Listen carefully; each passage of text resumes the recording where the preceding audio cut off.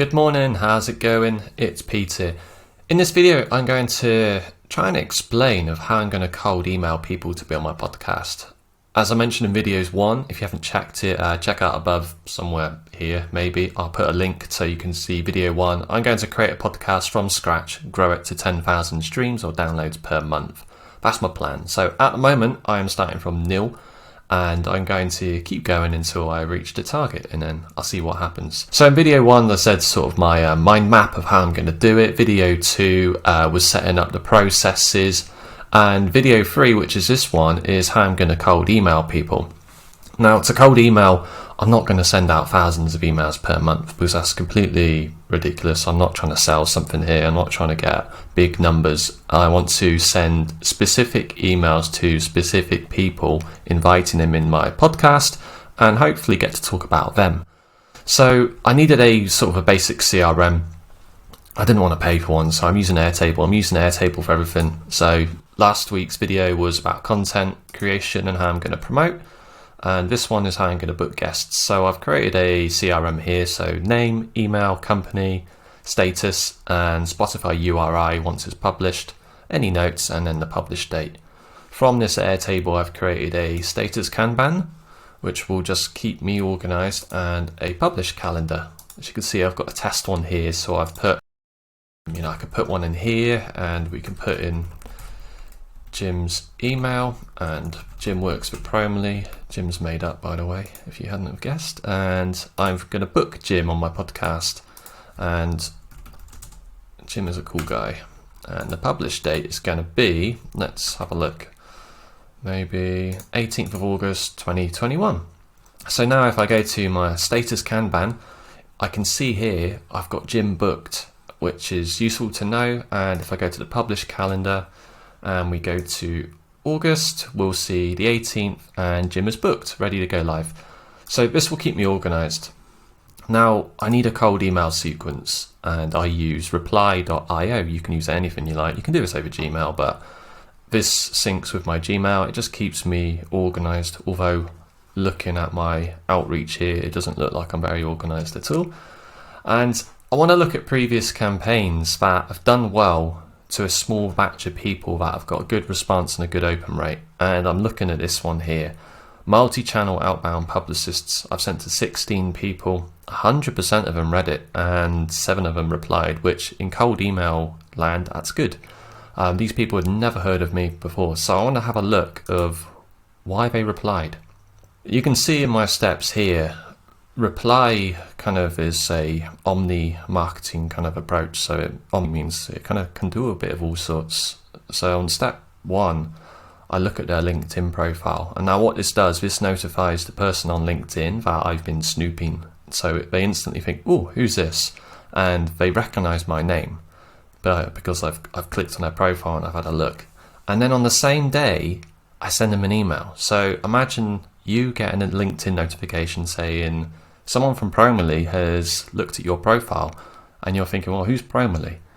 And then on the same day, you also receive an email from me saying, hi, I'm Pete, I'm from Promely, blah, blah, blah, blah, blah. So I've already built an awareness of who I am without doing anything other than clicking on their profile. And on the same day, I deliver that email, telling them a bit who I am and why I'm emailing them. So I'm just going to have a look at this email here that I've sent that's got a huge open rate of 100%. The subject line is really important. I've kept this very simple. So company, I use merge tags to pull in dynamic data. So company, which will pull in their name. So for example, Apple and Promely. Promely is my company. And so I've got here, hi first name. I've used merge tags again, so I don't have to keep rewriting everything. I ask him, I hope you're well. I keep my emails really kind of informal, like I'm having a chat. I'm not very businesslike. I don't know if that's good or not. So I tell them why I'm reaching out to them. So I'm reaching out to you because I noticed on your LinkedIn profile you're working at company. So you're working at Apple, for example. Given your role as title, so I pull in their title name from LinkedIn, I assume your overall promotional strategy falls in your wheelhouse. So this paragraph here, I think I nabbed actually from reply.io's cold sort of outreach sort of templates, and I modified it. So it gives them a sense of importance. I've emailed them because they are overall in control of the promotional strategy at their company. So they probably think, yeah, that's me. And so that gets their interest. So now I need to figure out how I can cold email similar kind of companies. I'm going to do all sorts of companies, but give them that sense of importance of why they should be on my podcast. Bear in mind, I don't have an audience, so I need to come up with a creative way. So I'm going to copy and paste this, and I'm going to create a new sequence, and I'm going to start this from scratch. Now, if you've never cold emailed before, it's not exactly as scary as it kind of looks, providing you know what you're doing and you don't spam people. So I'm going to create a sequence from scratch, and I'm going to use this email here, and I'm going to modify it. And the subject line, I'm going to keep the same: company and my company. Let's have a look. I'll fill that in a minute. So I'm going to keep the hi first name. I hope you're well, because I always think it's, it's friendly, isn't it? And like I said, I can't stand corporate formal approaches. It just bores me to death. So, like it or lump it with them. Hopefully they'll like it. So I'm reaching out to you because I noticed on your LinkedIn profile you're working at a company. That's a good start. Given your role as title, I assumed that overall responsibility falls under you. Now, what people love to do is talk about themselves, and giving them the opportunity to talk about themselves is a huge way of getting them to say yes. If I emailed someone and said, can I be on your podcast, I would have to explain myself to why I needed to be on it and why I would be a good guest. But if I emailed someone saying, I think your business is amazing, do you want to be on my podcast? And you can spend an hour and we can talk through how you grew your company. I think that would be really valuable to them, and they're more likely to say yes. So I'm going to write this email and I'll be back shortly. I'm just going to pause this. So I've completed email number 1. So this email is saying, hi first name, I hope you're well. I'm reaching out because I noticed on your LinkedIn profile you're working at company. And like I said, this will pull in their company name. Given your role as whatever their role is, I assume the overall business strategy falls in your wheelhouse. Now this gives the person a sense of importance because I am validating what they do as a role. It's important, and the overall strategy is them. They're in control. So I move on. I say, in short, Promally is launching a podcast called Creative Cookbook. That's going to be the name. Considering company are fantastic, I'd love to chat to you and discuss growth strategies and content promotion.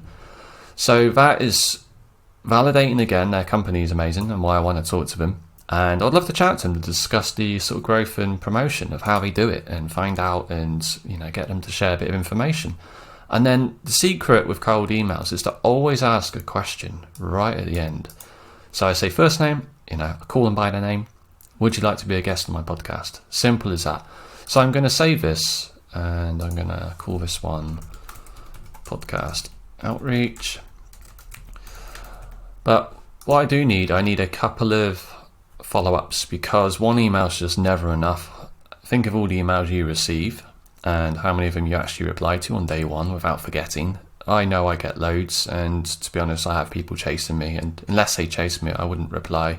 And it's not because I can't be bothered, it's just because I forget, and it's as simple as everybody else. So sometimes do them a favour. Don't see it as it's pestering, just gentle reminders. And the gentle reminders are what work. So I'm going to add another email, and I think I've got some follow-ups already. Let's have a look.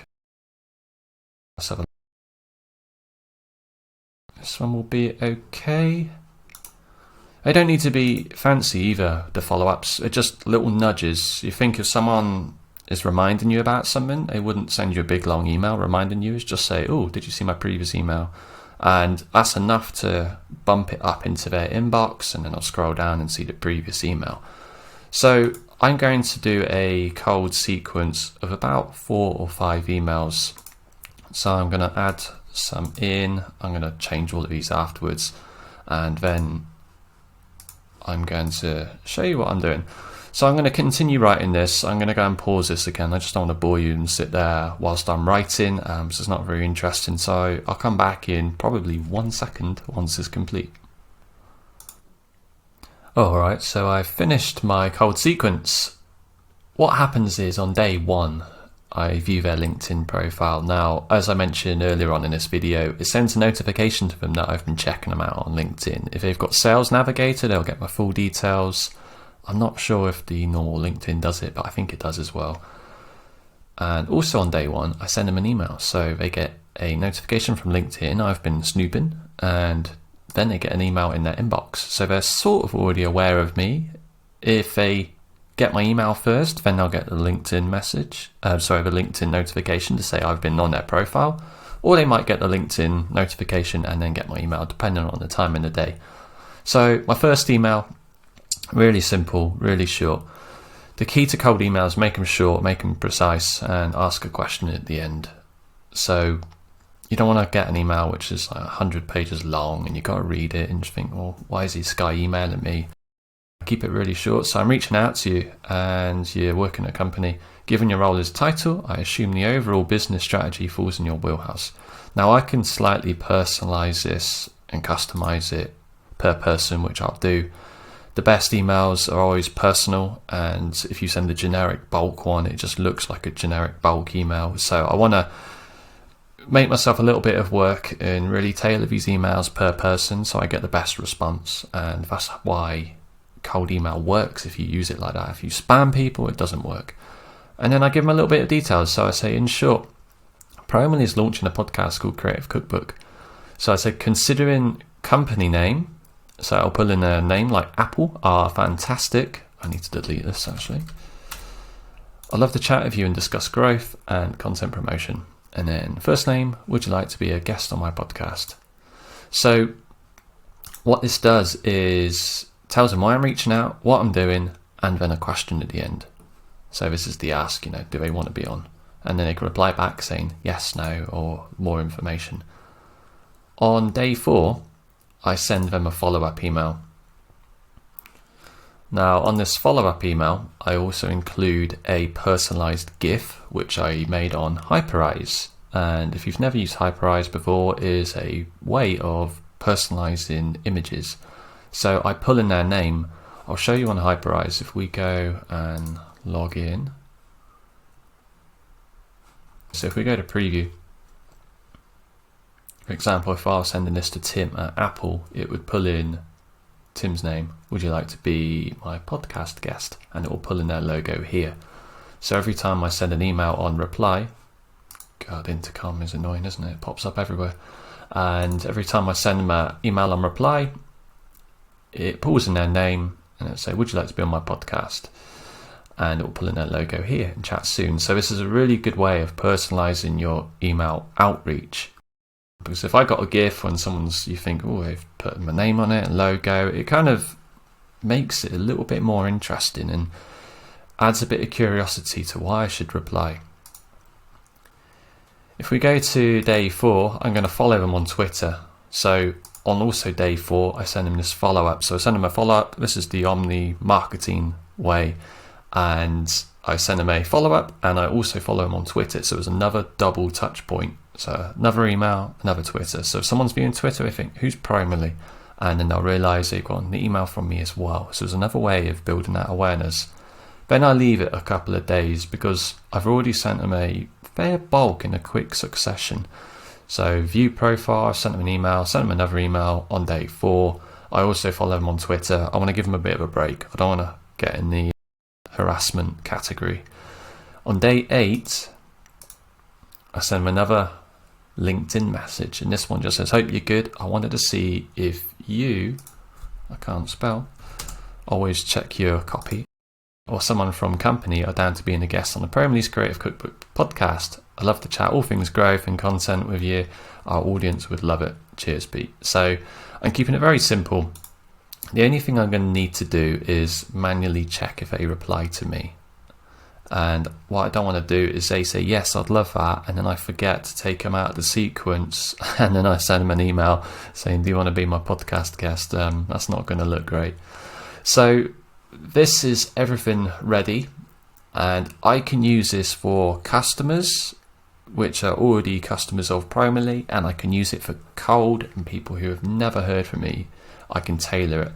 And now when I go to next and choose my send-in schedule, and I'm going to add me manually. So I'm here, Pete Promally. My name is Pete. My company is Promally. I want to show you the personalized email of how it works. So I've added me as a test email. You can see here my sequence is set up. So it's pulled in the company name, so Promally and Promally. Obviously it'll be Promally and the company they work for. It's used my first name, which is good. I haven't got a title assigned, so I need to manually add this, which is cool. And then this is the good one here. So this is the dynamic GIF that I'm going to send them. And it just says, Pete, would you like to be my podcast guest? And it's pulled in my company logo here. Now this will change for every single person I'm sending to, which is pretty good. And this should get a lot of interaction if they haven't already replied. Looking at my previous emails, I got a good strong response on email 1. And then weirdly, a lot of my other emails were skipped. And then I think it was around day 9, people started to reply. So I think this one will do the job on day 4, mixed with the LinkedIn messages as well. So I'm going to go ahead and I'm going to start cold emailing people and normal emailing as well for customers and booking people in. And then I'll come back once I've got some more news. Cool, leave it as there. Cheers, bye-bye.